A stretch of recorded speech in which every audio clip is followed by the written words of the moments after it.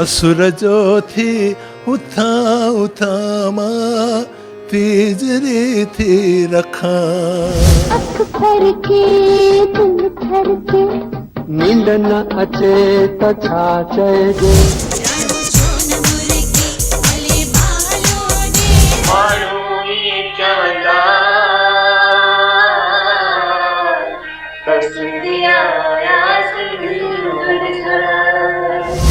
लाल पंहिंजो हिंदोरन में मां झूलाया। किरशन सुंदरदास वछाणी सिंधीअ में किरशन राही जे नाले सां मशहूरु थियो। हुन जो जनम 1932 में सिंध जे लाड़काणे शहर में जन्माष्टमीअ जे ॾींहुं थियो हो। तंहिं करे संदसि माता पिता मथसि नालो किरशन रखियो। कमबख्त विरहाङे करे ॿियनि अनेक सिंधियुनि वांगुरु हिन खे बि पाणीअ जे जहाज़ जूं तकलीफ़ूं सहणियूं पयूं। सिंध जे सुखनि मां निकिरी हिंद जे कंडनि छायल वाट हिन खे अंतर्मुखी करे छॾियो। हिन खां ॼण हिन जी खिल टहक खसे वरिता। मोट में ॾिनी हिकु मिठड़ी प्यारी मुर्क बणिजी वियो हू हिकु फिलोसोफर। जे नाहे आरज़ू काई त को अरमान बि नाहे, अगर आबाद नाहे जिंदगी वीरान बि नाहे। नंढियूं वॾियूं नौकरियूं कंदे नेठ BARC में वञी ठांहिको थियो, जितां 1990 में रिटायर कयईं। ज़िंदगीअ बाबति संदसि हीअ चवणी, पंधु पवण को अहिंजो नाहे, पर किथ पहुचण सहंजो नाहे। सिंधी अदब में तरक़ी पसंद दौर विरहाङे खां अॻु में शुरू थी चुको हो। भारत जे विरहाङे खां पोइ बि इहो दौर 10 साल खनि हलियो। सिंधू नगर में जेके इन्हीअ बंभट मां चिनगारियूं बखी चमकियूं, उन्हनि में किरशन राही बि हो, जिन पंहिंजे अदब ते पंहिंजे पेरनि जा निशान छॾिया। किरशन राहीअ जे अदबी ज़िंदगीअ जी शुरूआति गुज़िरियल सदीअ जे 6 ॾहाके धारे हिकु कहाणीअ सां थी, पर सिंधी अदब में हू उभरियो, मक़बूल बणियो हिकु शाइर तौरु। 1969 में हिन जो पहिरियों कविताउनि जो मजमू छपजी ज़ाहिर थियो, जंहिं ते 1971 में खेसि साहित्य अकादमीअ इनाम सां नवाज़ियो। कुमाच में राही शाइरी जे हर हिकु फार्म ते कलम आज़माई, काफ़ी नवाण ॾिनी आहे सिंधी साहित्य खे। मिसाल तौर उन जी फ़हरिस्त ॾिसिजे त उन फ़हरिस्त नाले बदिरां हुन उन खे तंद तवार छा त शाइराणो नालो ॾिनो आहे। हुन में सिंधी शाइरी जूं सनफूं, लाॾा, छेॼ, झुमिर, सहरो वग़ैरह त आहिनि ई, पर हिंदीअ जा दोहा, सोरठा, उर्दूअ जा ग़ज़ल, कतै, कवाली, जापानी हीकू, पंजाबी टिप, फ्रेंच जा तराइल, अंग्रेज़ी ऐं इटालियन सानेट सभु मिलाए शाइरीअ जो लासानी मिसाल आहिनि। हिक ई काव्य संग्रह में सभिनी देसी विदेसी ॿोलियुनि जी शाइरी समायल आहे। हिन घड़ीअ जे कान लाॾा तोखे भली ॼणियो मां, तूं लाॾा आहे मुंडीड़े मुंडी, मुंडीअ ते टिक वञी, हाक हिंदू सिंधु तुंहिंजी तुंहिंजी, लखनि में हिकु वञी, मन जी मूमल मान लाॾा तोखे भली ॼणियो मां।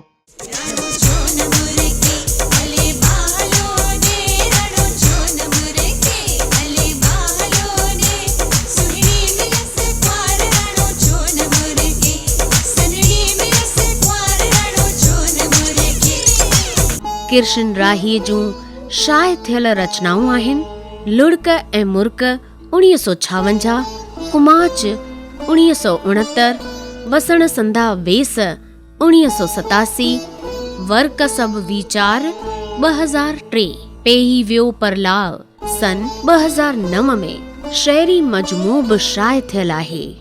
शाइरी चवंदा आहिनि पैगंबरी ज़ात आहे जंहिंखे अता करे। किरशन राहीअ खे इहा पैगंबरी ज़ात अता थियल हुई, जंहिंखे हुन पंहिंजे रियाज़ ऐं मश्क सां पको पुख़्तो कयो।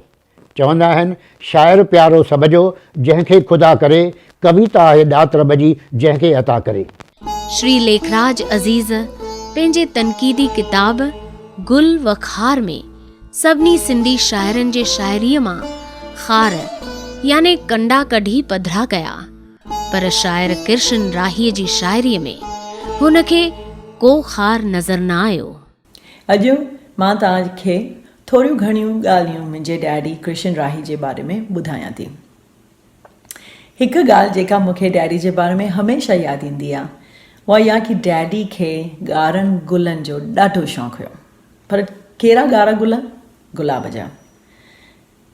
हिकु न ॿिए साल असां वञी करे हिन नंढियुनि प्लास्टिक जी थेलियुनि में इहे गुलाब जो वणु वठी ईंदा हुआसीं, पोखींदा हुआसीं ऐं असांखे ॾाढी ख़ुशी थींदी हुई जॾहिं उहे ॻाढ़ा गुलाब जा गुल असां हुन वण ते ॾिसंदा हुआसीं।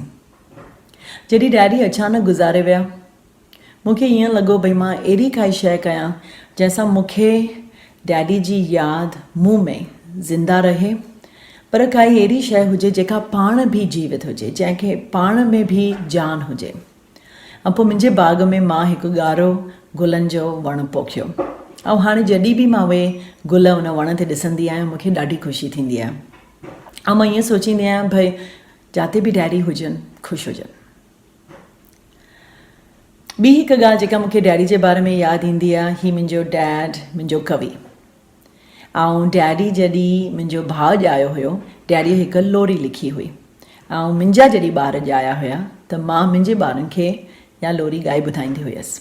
ऐं मां फरमायां थी, लाल पंहिंजो हिंदोरनि में मां झूलायां,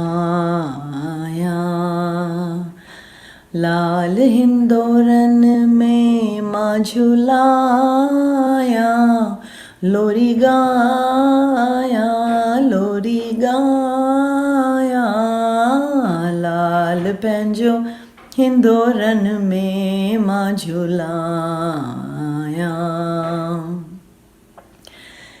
या लोरी मां जॾहिं बि पंहिंजे ॿारनि खे ॻाए ॿुधाईंदी हुयसि राति जो, मूंखे उहो डैडी सां कनेक्शन लॻंदो हुयो, मूंखे उहो प्यारु डैडी जो लॻंदो हुयो जेको केरु कंहिं बि मे बी पेरेंट खे पंहिंजे ॿार जे लाइ। पर जेका वॾे में वॾी ॻाल्हि मूंखे डैडी जे बारे में यादि आहे उहा इहा कि डैडी सिंध छॾे त आया, पर मूंखे लॻे थो सिंध डैडीअ खे न छॾियो। उहो जेको अहसासु मूंखे लॻे थो पंहिंजो घर, पंहिंजी ज़मीन, उहो छॾे करे ॿिए घर में अचणु, ॿिए कंहिं ज़मीन खे पंहिंजो घर सम्झणु, मूंखे लॻे थो डैडी जे लाइ ॾाढो मुश्किल हुयो। ऐं मूंखे डैडी जी हिकु सिट यादि ईंदी आहे, हिकु जेका कविता में डैडीअ लिखी हुई। ऐं मां फरमायां थी, सॼी सिंध थींदी पुकारूं पुकारूं, उडी कंध पवंदा कतारूं कतारूं, सॼी सिंध थींदी पुकारूं पुकारूं। मुंहिंजी इहे जेके मां ॻाल्हियूं डैडी जे बारे में तव्हांखे ॿुधायूं आहिनि अॼु, इहो डैडी जो मूंखे लॻे थो अहसासु ॾियण जे लाइ कि डैडी कृष्ण राही मुंहिंजा डैडी कवि हुया, शाइर हुया, साहित्य अकेडमी अवॉर्ड विनर हुया, पर मुंहिंजे लाइ मुंहिंजा डैडी हुया। I love U dad. संदसि सिंध जी सारुणीअ वारा बैत सिंधी जगत में बेहद मक़बूल थिया आहिनि। भगवंती नावाणीअ इन्हनि खे ॻाए लोक शाइरी बणाए छॾियो।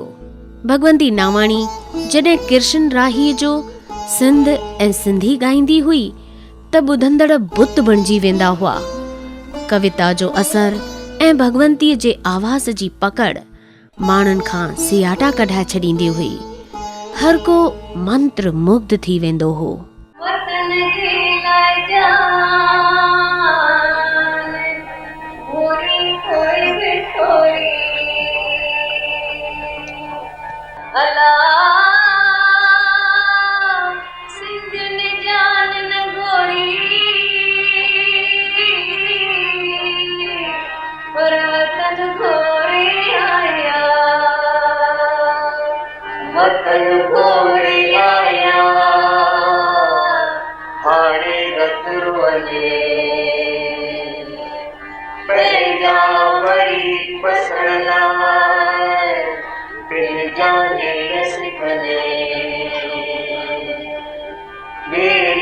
खबर कटियो हिकु गोली दे न मिलने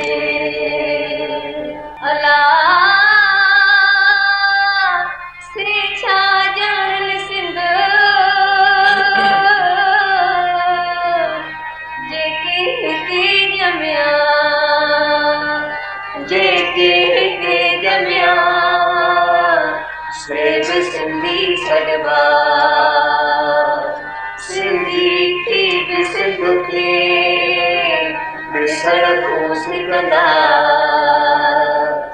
मारन वांगा जॾहिं सिंध वञी ॾिसंदा अला माण्हू इहे चवंदा त सिंधी आया सिंध ॾिसण अला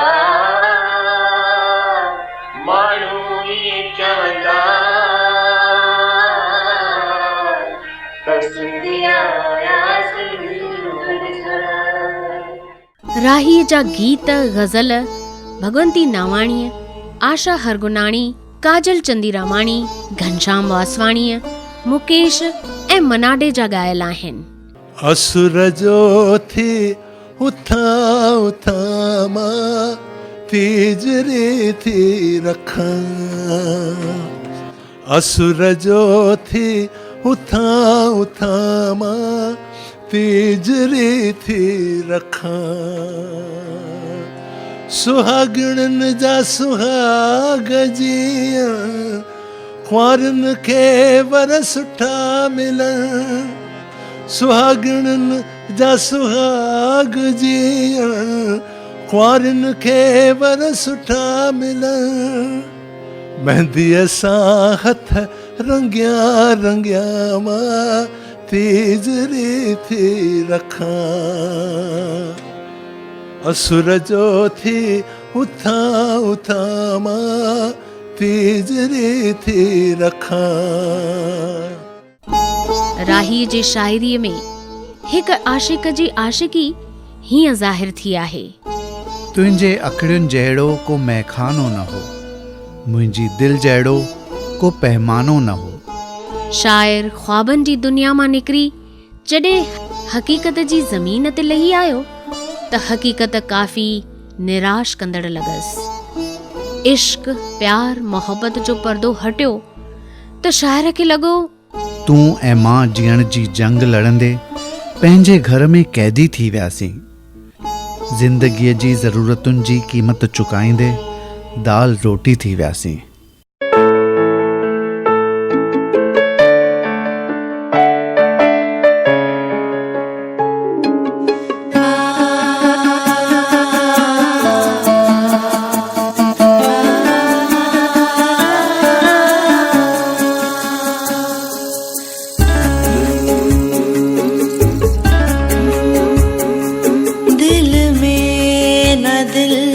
जो दर्द समाए त छा करियां दिल में न दिल जो दर्द समाए त छा करियां ऐं जे ज़ुबान भी न ॿुधाए त छा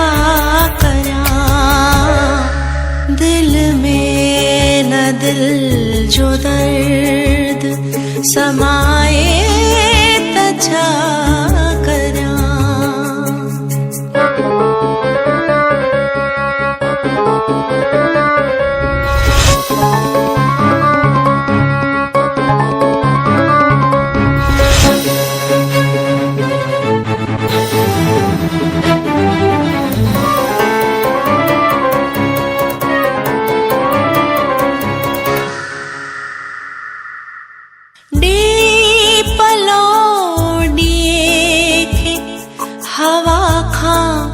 बचाया मां डे पलोडिए खे हवा खां बचाया मां पर जे ॾियो पलाखे जलाए त छा करियां दिल में न दिल जो दर्द समाए त छा करियां।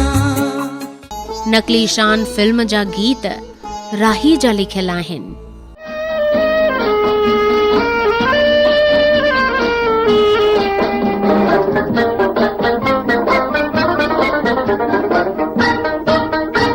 हजारे फूल महकन था खिली का नाज़नी हूंदी, हजारे फूल महकन था खिली का नाज़नी हूंदी, नज़ारा क्या पिता जैसे नज़ारन खां हसी हूंदी, नज़ारन खां हसी हूंदी।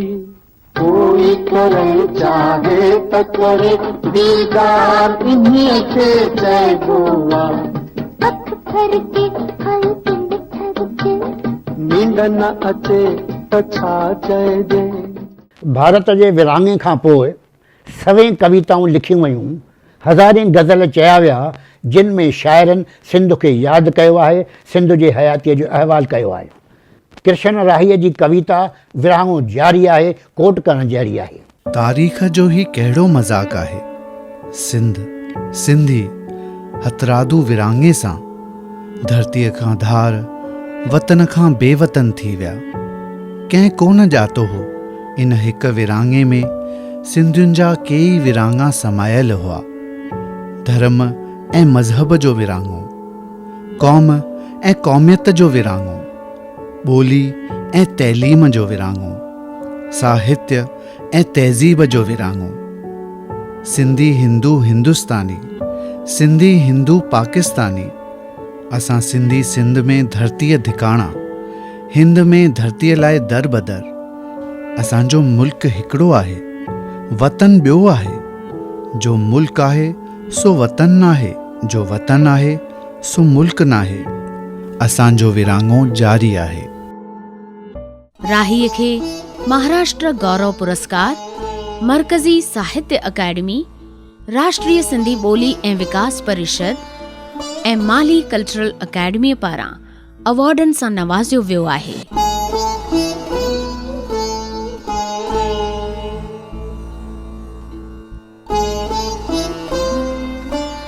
हिकिड़ो त नंढे हूंदे मुंहिंजो नालो हूंदो हुयो अम्मा। डैडी खे ईअं लॻंदो हुयो भई हुननि जी मम्मी वरी वापसि ॼाई आहे, ऐं मूंखे चवंदा बि हुया भई हिते ॾिस फोटनि में, शादीअ जे फोटे में मम्मी वेठी हुई विच में, त मूंखे चवंदा ही तूं आई विच में। ऐं मम्मी बि चवंदी हुई भई हा डैडी सच था चवनि, तोखे हमेशह अम्मा जो दर्जो ॾींदा हुया, तंहिंजे करे शायदि मां उन्हनि जी पेट गोरी धीअ चवलाईंदी हुयमि।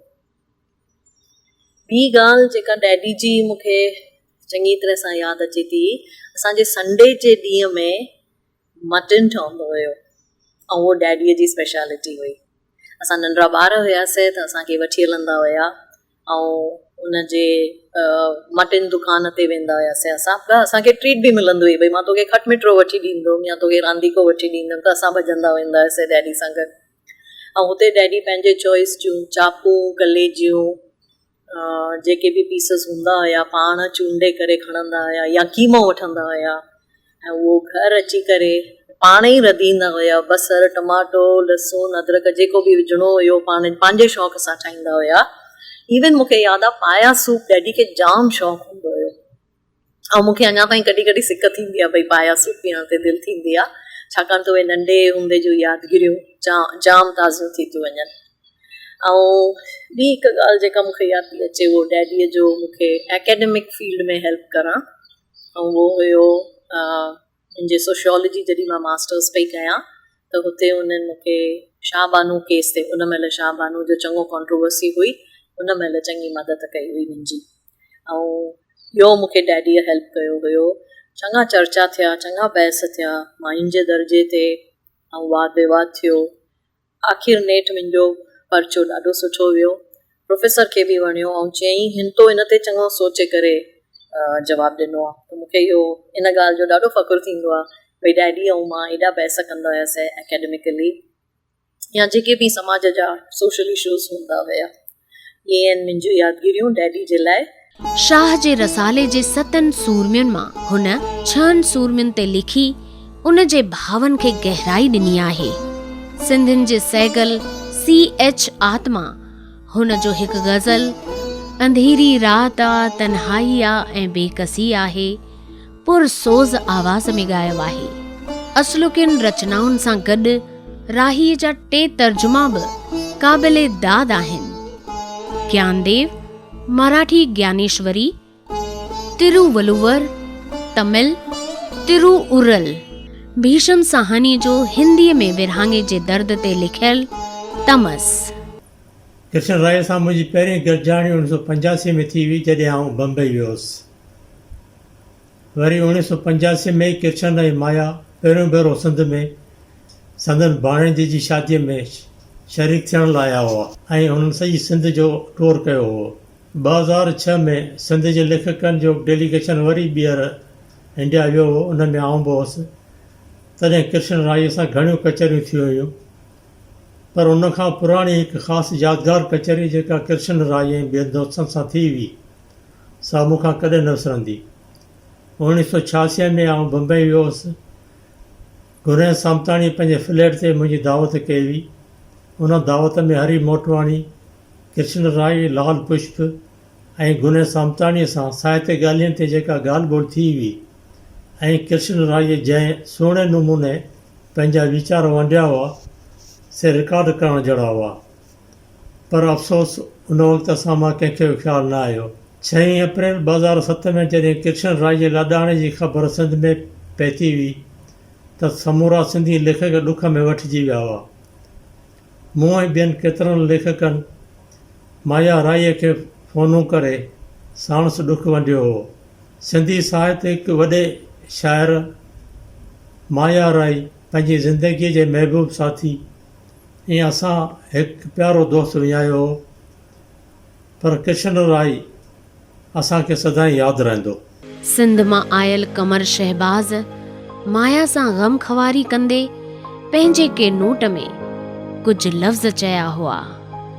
असां कृष्ण राहीअ जी जनम साथिण जे सिर ते चादर जी छांव करण आया आहियूं। संदसि मथे ते बाझ जो हथ रखण आया आहियूं।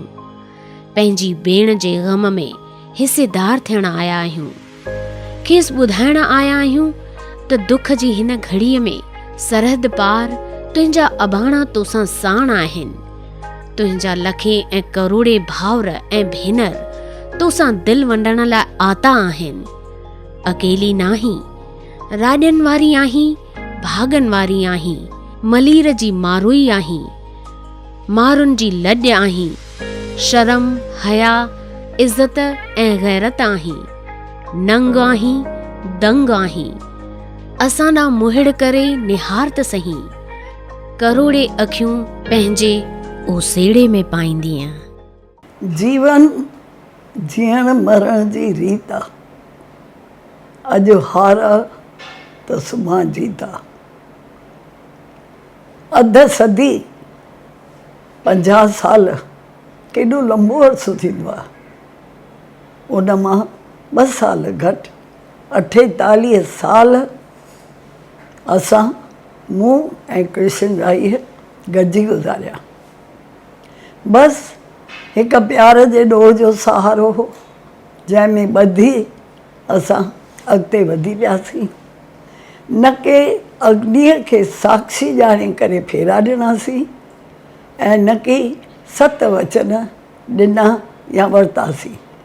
पोइ बि ज़िंदगी भर उन्हनि वचननि खे निभाइण जी ईमानदारीअ सां कोशिशि कंदा रहियासीं।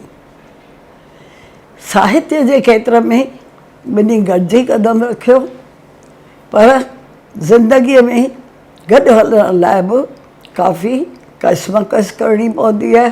कॾहिं हिकु अॻिते त कॾहिं ॿियो अॻिते। ऐं ईअं साहित्य खेत्र में लिखंदे, पढ़ंदे, विरहंदे, जुड़ंदे ऐं प्यारु कंदे ज़िंदगी सुठे नमूने में कटिजी रही हुई। इनाम आया, एप्रिसिएशन मिलियो। राहीअ खे साहित्य अकादमी जो अवॉर्ड पहिरीं मिलियो ऐं उन खां पोइ महाराष्ट्र गौरव पुरस्कार, ऐं ईअं ॿियनि बि केतिरनि ई संस्थाउनि वटां राहीअ खे इनाम मिलंदा रहिया। ऐं मां साहित्य सां गॾु घर, ॿार, नौकिरी, संसार ऐं समाज संभालींदी रहियसि। साहित्यकार मौजी माण्हू थींदा आहिनि, मौज में अची विया त दुनिया पंहिंजी, ऐं जे मौज में न हूंदा त बंदि कमरो, उन्हनि जो साहित्य ऐं उहे। अहिड़े नमूने में असां ज़िंदगी काटींदा रहियासीं। असांजे प्यार जे बाग़ में गुल टिड़िया, 2 कलियूं, हिकु अजीता भाटिया ऐं ॿी गीता एरिक्सन। असांजी प्यार जी शादी हुई त पोइ ॿारनि मां बि त कंहिं लहिणो, ऐं मुंहिंजी नंढीअ धीअ गीता हवाई जहाज़ में लव इन एरोप्लेन करे लैंस एरिक्सन सां शादी कई। लैंस खे गीता जी सांवरी रंगत वणी ऐं गीता खे हुन जे अखियुनि जी नीलाण, ऐं ॿई साॻीअ प्यार जे ॾोह में ॿधिजी विया, जंहिं ॾोर में संदन माउ पीउ ॿधिजी विया हुआ। ऐं उन खां पोइ हुयो हिकिड़ो गुल, डॉक्टर अजय वछाणी। उन त इहो निश्चय कयो त मां शादी न कंदुसि ऐं न कंहिं प्यार जे ॾोर में ॿधिजंदुसि। अॼु बि हू हिकु आज़ादु पखी वांगुरु दुनिया में मौज करे रहियो आहे, पंहिंजी ज़िंदगी पंहिंजे नमूने में जी रहियो आहे। कंहिंजो चवणु आहे खरूस आहे, कंहिंजो चवणु आहे इंटेलेक्चुअल आहे, पर हू ख़ुशि आहे ऐं मां बि ख़ुशि आहियां। ॿार ख़ुशि त वॾा बि ख़ुशि। ज़िंदगीअ में अचानक मोड़ त ईंदा रहंदा आहिनि, पर के अहिड़ा अंधा मोड़ हूंदा आहिनि जिन जी कॾहिं कंहिं उमेद ई न कई हूंदी आहे। ख़बर न आहे राहीअ खे परॾेह मां अलाए कहिड़ी हिकिड़ी पुकार ॿुधण में आई, ऐं अचानक बिना कुझु सोचण सम्झण जे हू हलियो वियो, बिना कुझु चवण ऐं बिना कुझु ॿुधण जे। वञण वारा त हलिया वेंदा आहिनि, पर पुठियां रहिजी वेंदड़नि जी जा हालत थींदी आहे सा कंहिंखां घुची कान्हे, जो हर घर में इहा ॻाल्हि थींदी रहंदी हूंदी। मन जे भावनाउनि उछल ॾिनी, 48 साल गॾु गुज़ारिया ऐं 12 सालनि जो विछोड़ो। 12 सालनि में शायदि ख़बर न आहे मुंहिंजी कविता कीअं मूंखां विसरी वई, रुसी वई हुई शायदि, जो राही सॼो वक़्तु घर में पियो गुनगुनाईंदो हो, पियो गुनगुनाईंदो हो, ऐं उहा गुंजार बंदि थी वई त मुंहिंजो कलम बि माठ में अची वियो। अचानक वरी ज़िंदगीअ जो हिकु ॿियो मोड़। हींअर 7 अप्रैल राहीअ जे वरसीअ जो 12 साल हो, ऐं उन 12 साल ते ख़बर न आहे मुंहिंजे कलम में कहिड़ी जुंबिश अची वई, ऐं उन पंहिंजो पाण रंडा रोइण शुरू कया, जे भावनाऊं मां हींअर तव्हांजे साम्हूं रखणु थी चाहियां। कॾहिं हू साबिया हो, सचपच हो, हलंदो चलंदो हो, ॻाल्हाईंदो ॿोलाईंदो हो। अचानक सुपिनो थी वियो। छा थियो, कीअं थियो, केरु ॼाणे। ऐं सुपिनो बि अहिड़ो जो अखियुनि खां हमेशह हमेशह जे लाइ ओझल थी वियो। राति वरी सुपिने में आयो, अरे ही त साॻियो राही आहे, साबिया आहे, सुपिनो न आहे, सुपिने जी साबिया आहे हीअ, हलंदड़ चलंदड़ ॻाल्हाईंदड़। जॾहिं मुड़ियो चयोमांसि तर्स, मां बि थी हलां तोसां, चई न अञा देरि आहे तोखे वठी वञण में, तूं पंहिंजो कमु कर। ऐं हू हलियो वियो।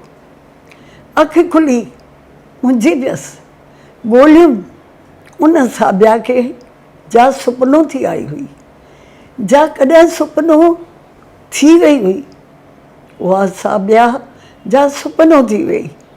उहो सुपिनो जो वरी साबिया थी आयो ऐं वरी उहा साबिया सुपिने जी। अॼु बि मां उन खे हर हंधि ॻोल्हे रही आहियां त काश मूंखे सुपिने में आयल उहा साबिया वरी साबिया थी साम्हूं नज़र अचे।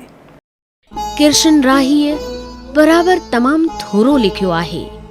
घणे तइदाद में लिखण सां को वॾो अदीब नथो बणिजे। जेको लिखजे सो मयारी हुजे। मयार खे माना आहे, मक़दार खे माना कान्हे। सिंधी अदब जे तारीख़ में किरशन राहीअ जो मुक़ाम महफ़ूज़ आहे।